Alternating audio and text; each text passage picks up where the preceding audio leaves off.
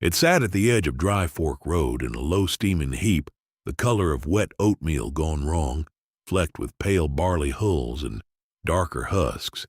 sour smelling in the way of bread left too long in a warm kitchen. And by August, it drew flies in a shining haze that lifted and settled, over a mound nobody in Tolliver County would have touched with the toe of a boot. It was spent grain, the leftover mash the brewery had already wrung every sugar out of, and it came dumped in a tall bed truck twice a week onto the gravel apron of a gate that belonged to a girl who was not supposed to be there. That was the thing folks noticed first when they slowed on the county blacktop to look. Not that the pile was ugly, though it was. Not that it stank, though it did. But that a young woman would stand in front of it, arms crossed, chin down, and study it the way another person might study a horse she meant to buy. Junia Ostrander was 22 years old and had come back to the hollow her grandfather left her with 2 duffel bags and no plan anyone could name. And now she stood at her own gate looking at another man's garbage as though it had something to say to her, and the men who idled their trucks at the four-way by the grain elevator agreed, more or less, that the girl had been out in the sun too long. If you have ever had somebody look at the thing you were proud of and call it a waste, do me a small favor and tap that like button, and down in the comments tell me the name of the town you're watching from tonight, because I read them, and I want to know where in this wide country you're sitting while you listen to this. Now let me take you back to the beginning, to the gate on Dry Fork Road, and the girl who would not stop looking. Junia had not meant to inherit anything. She had grown up 3 hours south in a rented duplex where her mother worked doubles at a hospital laundry, and the word farm meant the summer she'd been shipped north to a place called Cold Hollow. 40 acres folded into the crease of a valley in the driftless country where the land buckled and rose and never once lay flat the way the plains did on the far side of the river. Her grandfather Wendell Ostrander had lived there alone after the grandmother Junia never met had died young, and he was a man who spoke about a quarter as much as anyone she had ever met, which as a child had frightened her, and as a teenager had come to feel strangely like a kind of honesty. When he died in the spring of her 21st year, he left the whole of Cold Hollow to Junia and not to her mother, and the lawyer in Halden's Crossing said this so nervously that Junia understood there had been some quiet family weather about it that no one intended to explain. She drove up in April with the 2 bags in a car that ran hot, and she stood in the dooryard of a house that smelled of cold ash and liniment, and she did not cry, and she did not call anyone, and she did not, for a long while, do much of anything at all except walk the fence lines and look. That was the first thing the neighbors learned about her, and the thing they would keep saying for years, that the Ostrander girl was a great one for looking. She'd stand at the wire watching a hillside for an hour like she was waiting for it to move. She'd crouch in the old barn turning a rusted hinge over in her fingers. She kept a notebook, a plain one with a cardboard cover soft as cloth, and she wrote in it with a pencil she sharpened with a pocket knife, and no one ever found out what she put there because she was not a person you asked. The land itself had gone quiet in the years Wendell got old. The good bottom acres by the creek had grown up in ragweed, and the pasture on the south slope was thin and sour, grazed down decades ago and never given back what it lost, so that even the man at the feed store, Hollis Pruitt, a heavy kind soul who had known Wendell 40 years, told her plainly the first week that there wasn't much a body could do with Cold Hollow anymore but sell the timber and rent the flat to a corn man. She thanked him and bought a bag of nails and did not sell the timber. What she did instead that first summer was drive the 11 miles into Halden's Crossing on the days she needed to think, and it was on one of those drives that she first saw the brewery's truck turn out of the alley behind Grindstone Brewing Company, with its bed heaped high and streaming, and it was on the next drive that she saw where it went, out the north road to a low spot behind the co-op where the brewery paid to dump the stuff into a pit because the landfill charged by the ton and the pit was cheaper, and the smell of it hung in the bottom of that hollow like something the ground was ashamed of.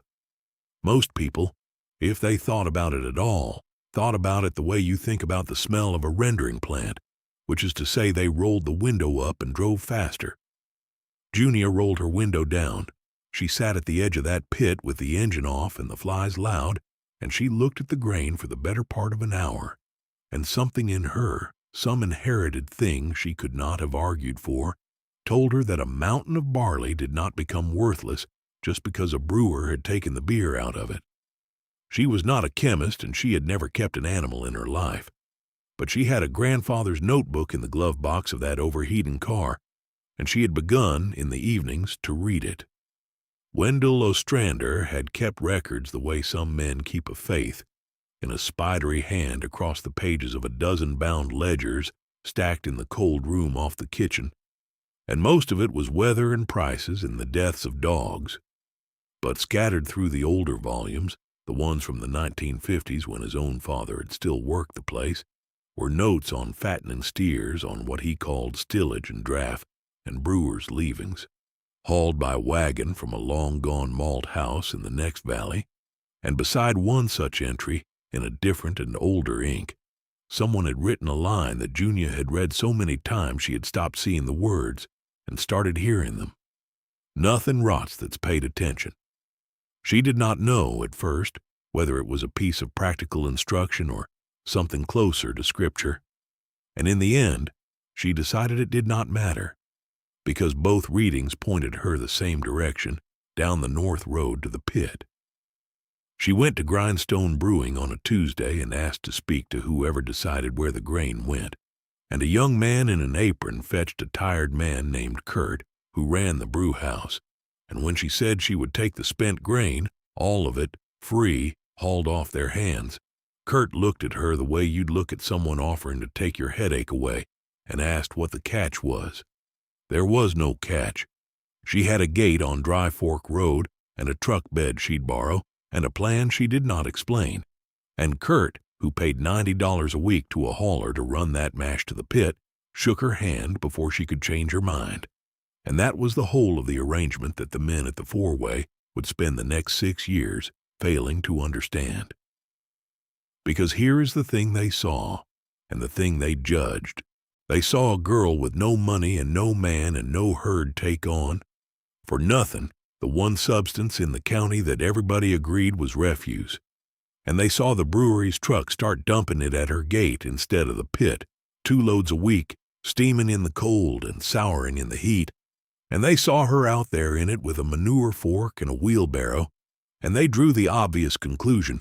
which was that Wendell Ostrander's granddaughter had come home to run his place into the last of the ground.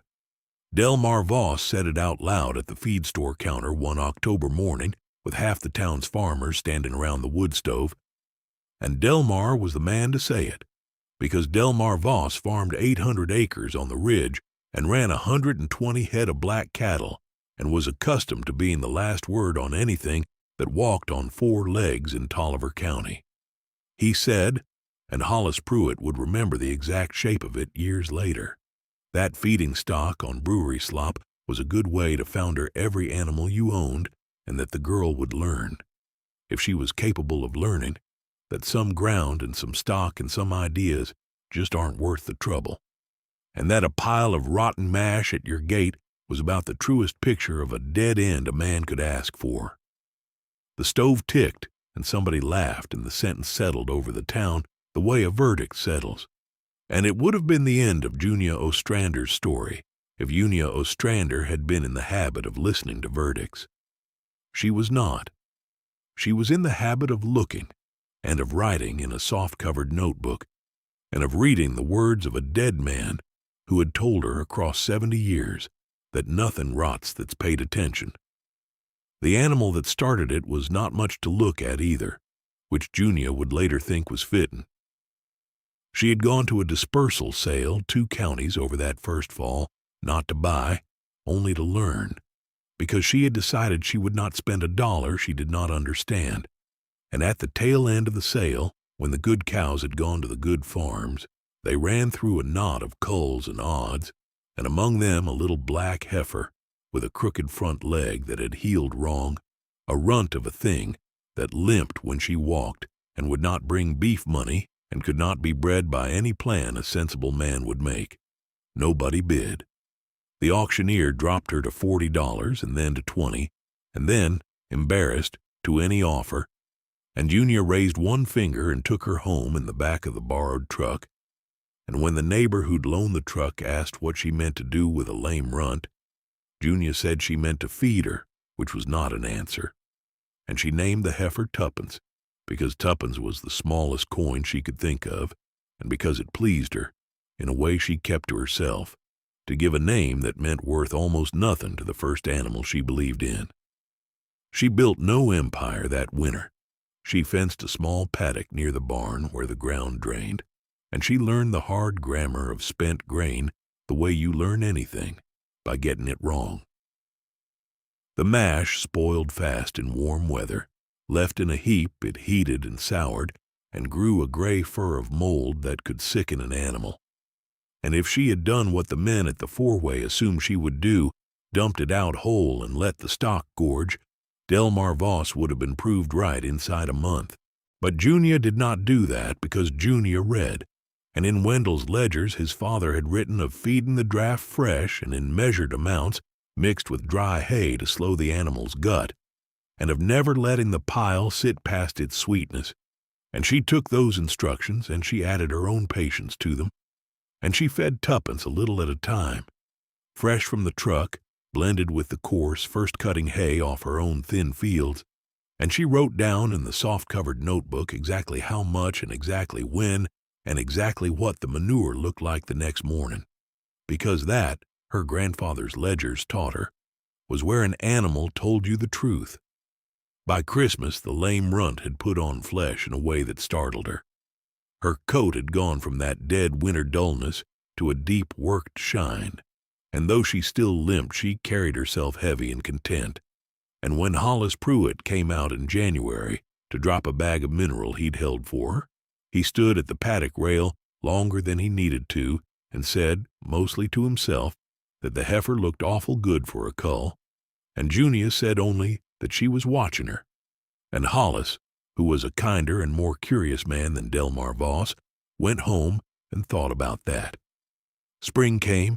and the spring rains, and the mud, and the first real trouble because in April a load of grain came dumped at the gate during a warm, wet spell, and Junior was 2 days sick with a fever and could not get to it in time, and it soured, the whole 2,000 pounds of it turning in the heat into a stinking rope-slick heap, and she came out on the third day gray-faced and weak and had to fork every ounce of it into the barrow and haul it up the hill and compost it away from the stock, and she stood at the gate afterward with her hands ruined and her back gone and looked at the emptied gravel and understood coldly and completely the thing that had made this feed worthless to everyone else. It was not that the grain was bad. It was that the grain would not wait. It demanded attention on its own schedule and punished you the moment your attention lapsed,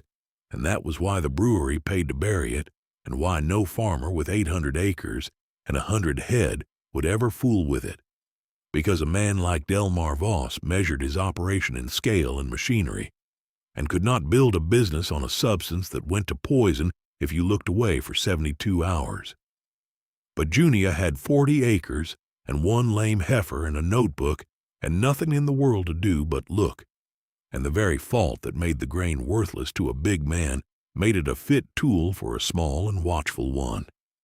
And standing there ruined at her gate, she understood that the mockery of the men at the four-way was not wrong so much as it was theirs, fitted to their lives and useless in hers. She wrote that night in the notebook a sentence she underlined twice, that the pile was not garbage but a clock, and that whoever kept the clock kept the feed. She bought 3 more the next fall, and she bought them the way she did everything, at the far tired end of sales where the animals nobody wanted went for the price of the trouble to haul them. 2 thin steers and a broken-mouthed cow too old to sell, and she fed them the same way, fresh grain measured against dry hay, her attention parceled out through the day like a woman minding bread, and she filled a second notebook and started a third. The town watched because the town always watched, and the town's watching came mostly through the front counter of the Loomis Corner fill-in station, where a woman named Tricia Lindqvist ran the register and knew, within about a day, everything that happened in Tolliver County. And it was Tricia who first started reporting, not unkindly, that the Ostrander girls' culls were coming out of winter looking better than most men's keepers. Folks laughed at that the way you laugh at a thing you don't believe, but they filed it. And here is where the story turns, slow as everything in it turned. Because in the second spring, Junia had 4 fat animals to move, and she did not have the trucks or the numbers or the standing to sell into the regular channels where a man like Delmar Voss moved a whole trailer at a clip. So she did the only thing she could think of, which was to have the 2 steers slaughtered at the little locker plant in Halden's Crossing and to sell the beef herself, cut and wrapped, out of a chest freezer she'd bought used and set up in the mudroom. She had no idea if anyone would buy. She priced it fair, and she put a card on the corkboard at Loomis Corner, and she told Hollis Pruitt, and she told no one else, and then she waited, because waiting was the one thing she was rich in. The first person to buy was a schoolteacher named Adele, who lived up the ridge and had grown up on beef and missed the taste of it, and she bought a quarter on faith and came back 3 weeks later and stood in the mudroom and said, in the flat way people in that country say the things they mean most, that it was the best beef she had eaten in 30 years, and that she did not know why. And Junia, who did know why, said only that the animal had been fed slow and watched close. And Adele told her sister, and her sister told the book club, and the book club, it turned out, contained the wife of the man who owned the good restaurant 2 towns over, a farm-to-table place run by a chef named Aurelio Sant, who had spent 2 years hunting the county for beef he could put his name behind, and had all but given up. Aurelio drove out to Cold Hollow on a Sunday in his clean city car, and Junia met him at the gate, and the pile was fresh that day, sweet-smelling and steaming, and instead of wrinkling his nose, the chef crouched down and picked up a handful of the spent grain and smelled it and rubbed it between his fingers and said, "This is what you feed them." And Junia said, "Part of it?" And he stood up and looked at her for a long moment, the way she was in the habit of looking at things, and he said he would take every animal she could raise, and he would pay her more than the sale barn, and he would put the name of her farm on his menu. And he asked what the name of her farm was, and Junia realized she had never named it, that in 2 years she had let it stay simply the Ostrander place, and she thought of the gate and the pile and the clock and the line in the ledger, and she said, Cold Hollow. And then, because it felt unfinished, she added a word her grandfather had used, and she wrote it that night on a board she nailed to the gatepost. Nothing rots that's paid attention. That became the name that spread, though people shortened it, and by the end of that second summer, there was a small, steady wanting for her beef that she had not advertised and could not fully supply, and she did not rush to supply it. That was the part the town could not fathom. Aurelio wanted more. The school teacher's whole church wanted more. Tricia at Loomis Corner had a list of names on a sticky pad behind the register of people asking when the Ostrander girl would have beef, and Junia read the list and thanked her and went home and bought 2 more culls and no more, because she had decided and written in the notebook that she would let the wanting run ahead of her and never once let her reach run ahead of what she could watch. Delmar Voss heard about the restaurant and the list and the freezer in the mudroom, and he said, again at the feed store, that a hobby wasn't a farm and a freezer wasn't a market, and that the girl was selling a story, not beef, and that when the novelty wore off she'd be standing at that stinking gate with a pen full of crippled cattle and nothing to show. And this time fewer men laughed, and Hollis Pruitt said nothing at all and looked at the stove. The 3rd year it snowed early and hard, and it was in that 3rd winter that Junia met the last of the people who would matter to her story. A boy of 16 named Booker Ames, whose father had lost the family's rented ground, and whose family had come down in the world in the quiet, grinding way families do in that country. And Booker had started walking the mile from the highway to Cold Hollow after school, not to ask for work, but to watch, standing at the fence with his hands in his pockets the way Junior herself had once stood. And after 3 days of this, she went out and handed him a manure fork without a word, and he took it without a word, and that was his hiring. He was, she would say later, the first person she'd met who understood the grain without being told, who could smell when a load had turned and knew to hold it back, who kept his own tally of the feedings on a scrap he carried folded in his coat. And having him meant that Junior could keep more animals than one pair of hands could watch. And so the herd grew, but it grew the way water finds its level, slow, and by the shape of the ground. By the end of the 3rd year, she had 11 head and a second freezer and a waiting list Tricia kept in a spiral notebook of her own,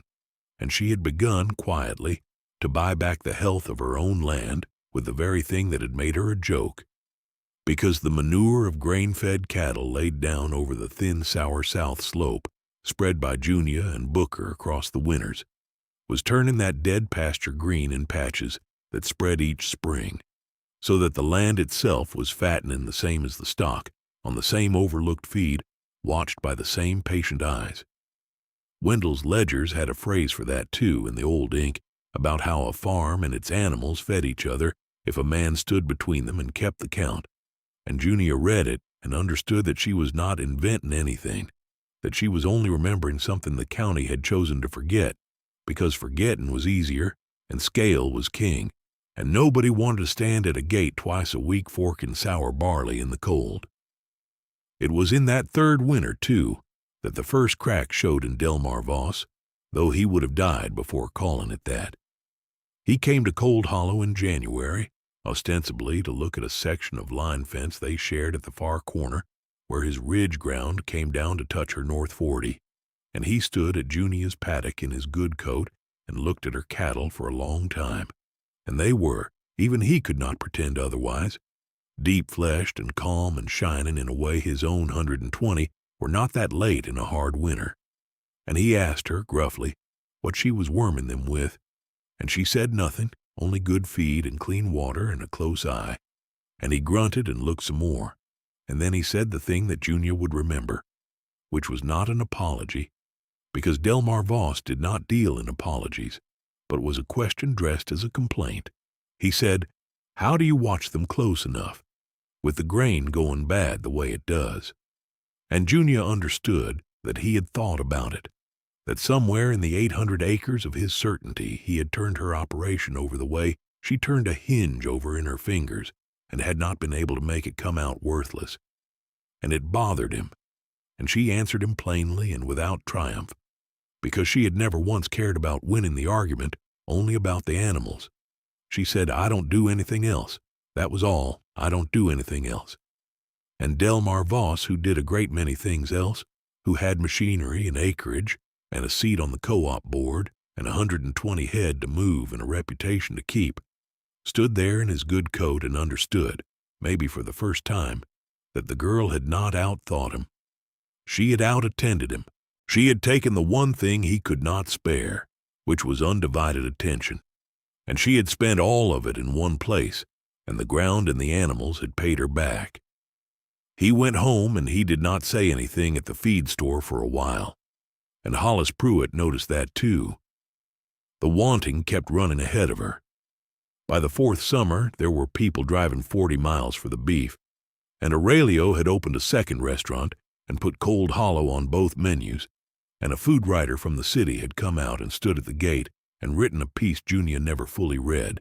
and the price of her beef had climbed, not because she raised it hard, but because she would not raise the number of animals faster than she could watch them,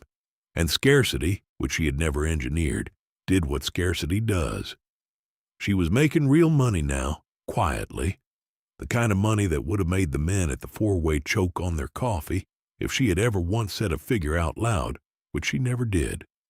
She put it back into the ground and the fences and a proper feed shelter so the grain never soured on her again. And she paid Booker Ames a real wage, and then more than a real wage. And she paid off nothing because she had borrowed nothing, and that was the second thing the county could not fully believe, that Wendell Ostrander's granddaughter had built whatever she was building without ever once walking into the bank in Halden's Crossing to ask for a dime. The 5th year brought the thing that all the patience in the world cannot prevent, which was age, arriving where it always arrives, in the person Junia loved most and understood least, her great-aunt Marnie.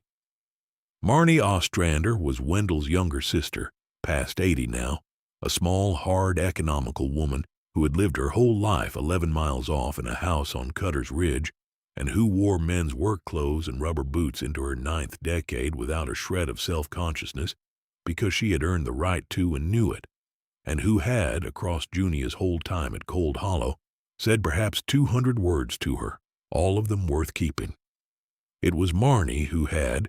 in the first spring, when Junia stood lost in the dooryard of the dead man's house, driven over unasked, and walked the fence lines with her in silence, and, at the gate, looking at the very spot where the grain would later come, said only, "Your grandfather fed cattle on Brewer's leavings when I was a girl," and half the county laughed at him too, and then got in her truck and left. And Junia had not understood at the time that her great-aunt had handed her the whole of the idea in a single sentence and driven away, the way that family handed down everything that mattered, sideways and once and never again. It was Marnie who had confirmed later, when Junia asked about the older ink in the ledgers, that the line about paying attention had been written by their own grandfather, Junia's great-great-grandfather, a man dead 90 years whose name was also Ostrander, and who had, according to the one story Marnie ever told about him, been run off 2 failed farms before Cold Hollow, and had learned on the 3rd that the land did not owe you a living, but would give you one if you never stopped watching it, and had written that line inside the cover of the first ledger the winter he finally broke even. And Junia understood then that the sentence she had been living by was not advice but a survivor's testimony, passed down through a dead man to her, and that everything she had built on the strength of a pile of garbage at her gate was in truth built on the strength of an old man's stubbornness, 90 years cold in the ground on Cutter's Ridge. Marnie went down slow that 5th year, the way the strong ones do, refusing help, driving her truck long after she should not have, and Junia went to her more and more, and it was on one of those visits, in the fall, sitting in the small clean kitchen while Marnie dozed and woke and dozed, that the old woman said the last important thing she would say to her, apropos of nothing, her eyes half shut. She said, "Delmar Voss came to see me." And Junia waited. "Because you did not hurry, Marnie." "He wanted to know," Marnie said, "if Wendell had left you money, if that was how you did it." And Junia said, "What did you tell him?" And Marnie smiled a little, the smallest thing, and said, "I told him Wendell left her nothing but the ledgers and the ground and the trouble, and she made money out of the trouble, which is the only honest way it's ever been done, and that he could tell that to the men at the store if he liked." And Junia sat with that, and outside the light went long and gold across the ridge, and Marnie said one more thing before she slept, not to Junia exactly. More to the window, she said, "Your great-great-grandfather would have liked to see that gate." Marnie Ostrander died in December of the 5th year, in her own bed, having driven her own truck to within a week of the end, and she left Junia the house on Cutter's Ridge and 11 acres and a cedar box of photographs, and, at the bottom of the box, wrapped in a feed sack cloth, the first ledger, the one with the line written inside the cover in Alsom's hand, which Wendell had loaned out to no one, and Marnie had kept these 30 years since his death.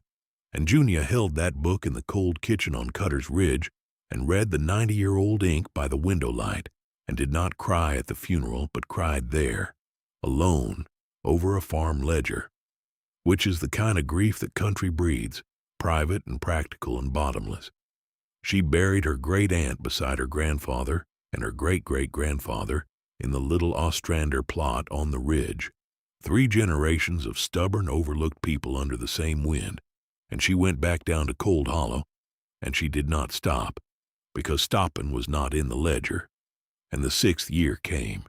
and with it the fullness of the thing she had built, arriving so quietly that no single day could be marked as the day it happened. The herd was up near 40 head now, still growing only as fast as she and Booker and a second hired boy could watch it, still fed on the same free grain from Grindstone Brewing that the town had laughed at for 6 years. And the beef went out under the Cold Hollow name to restaurants in 3 cities, and a butcher counter in the capital, and a mail list that Tricia Lindqvist, who had long since stopped laughing, helped Junia keep because Tricia said it was the most interesting thing that had ever come through Loomis Corner.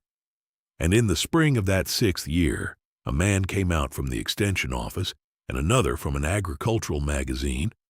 and between the freezer trade and the restaurant contracts and the value of the herd itself, the deep-bred, grass and grain finished, carefully watched herd that buyers now drove hours to look at, somebody finally did the arithmetic that Junia herself had never bothered to do out loud. And the number they came to, counting the animals and the improved ground and the standing demand and the name that now meant something, was a little over $400,000, built on a pile of sour barley that a brewery had once paid $90 a week to bury. Junia read the number in the magazine and set it down and went out to feed because it was 4 o'clock and the grain had come and the animals were waiting, and a number in a magazine did not change what 4 o'clock required. But the number traveled the way numbers do, and it reached the feed store, and it reached the four-way, and it reached Delmar Voss, and it was Delmar Voss in the end who did the thing that told Junia she had won, though winning had never been the point. He drove out to Cold Hollow on a June evening, alone, and he did not come to the gate this time, but knocked at the door of the house, which no one in the county did, and Junia let him in and gave him coffee, and he sat at Wendell's table turning his cap in his hands, and he was not a young man any more, and the ridge had been hard on him too,